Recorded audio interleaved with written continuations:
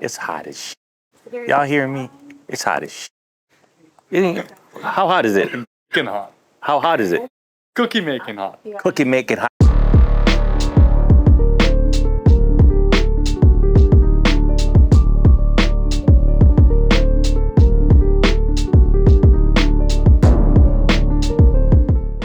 What's up, YouTube? Today, first shot of the day is going to be an exterior of the house. Main reason why we want to get this done at the top of the day is because the sun and pretty much we're just going to get a bunch of overcast later on. We kind of want to show the house in a nice, lit, sunny setting so that it looks the best, but we're going to have to work with what we have here, so it might even rain later a bit too. So we're just going to get it out of the way. That way we can just keep the production in the house. A little bit about this camera setup today. We got a bit of a, Frankenstein build here. So right now we have our Red Komodo paired with our Cook SF anamorphic lens. We're using a 32mm all day today just to keep everything nice and condensed and on the fly. We have our Polar Pro Basecamp Pro matte box doing its thing.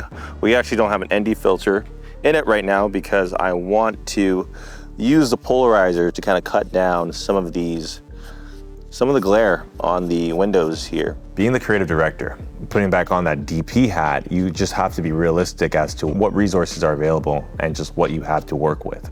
And then you're also battling a bunch of different reflections.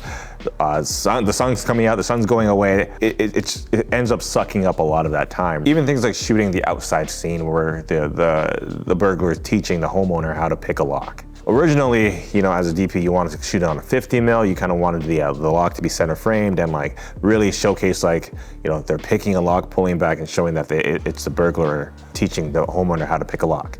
On the day of, we were battling reflections in the glass because we were supposed to get an overcast day instead of this really bright sunny day, right? So battling exposure for that brings you to plan B. Okay, cool, I have to shoot further back to be able to, expose this properly and not be in the reflections. Eric, just let me know if there's anything weird happening in the reflections. Robert, can you move 2 steps to your right? When you're shooting, obviously many challenges happen, and one of the challenges that happened was as beautiful and as modern as our location was, there were also a lot of windows in the location that created a lot of glares and a lot of reflection. Okay, we still see you, Ivan. Still see me? Yeah. That is better. That is a lot better, actually. You're clear. And I remember there being their little goodbye scene at the end we wanted to make as affectionate as possible. And in doing so, promoting positive sort of male to male relationships. And that goodbye is supposed to be a little somber, but also just like a nice sort of humor at the end. We couldn't have the burglar walk too far down the sidewalk, then back to the homeowner because of those glares. And so we had to shoot it a lot more tight and just sort of have that all sort of take place in the doorway. And I think that also speaks to, it's a testament to how funny both Robert and Slavic are as people, but also together. What the fuck? What is that? Oh, you fucking straight. Yeah, that's a great person. Hey. Something I learned working on this project is how important notes are for actors and how specific you need to be with exactly what you want from them and how you want them to deliver for you. Because acting is so vulnerable, and having someone's likeness, having their likeness on screen for you to share with others is a very vulnerable aspect of this job. And so I think if anything, it also enforced to me how important actors truly do need honest, definitive direction. So just to go over a little bit of the schedule briefly. So we're gonna be starting for our external shots and then moving inside for the rest of the day. Like general equipment things that you don't need to have on hand quickly, just keep them downstairs.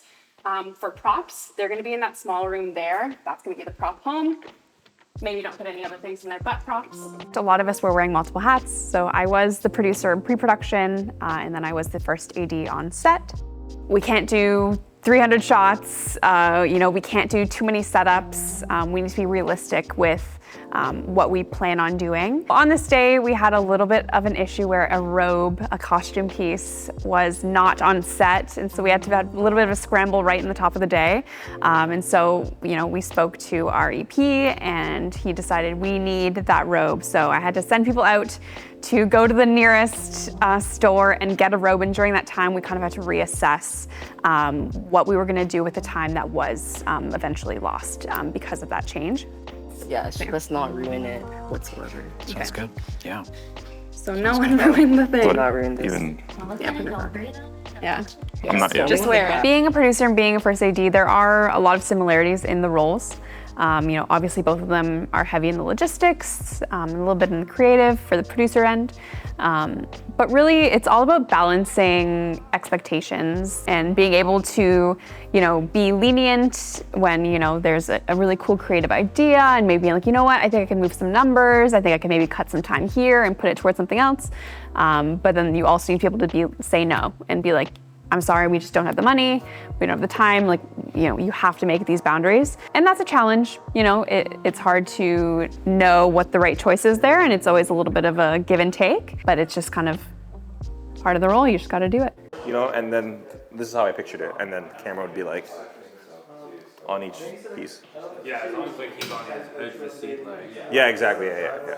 We needed to cut down on some of the angles that we wanted to shoot of all these different scenes because we were also testing out different alternate shots, different lines of dialogue, and that definitely, ate up a lot of time during the first half of the day. So that second half was pretty exciting.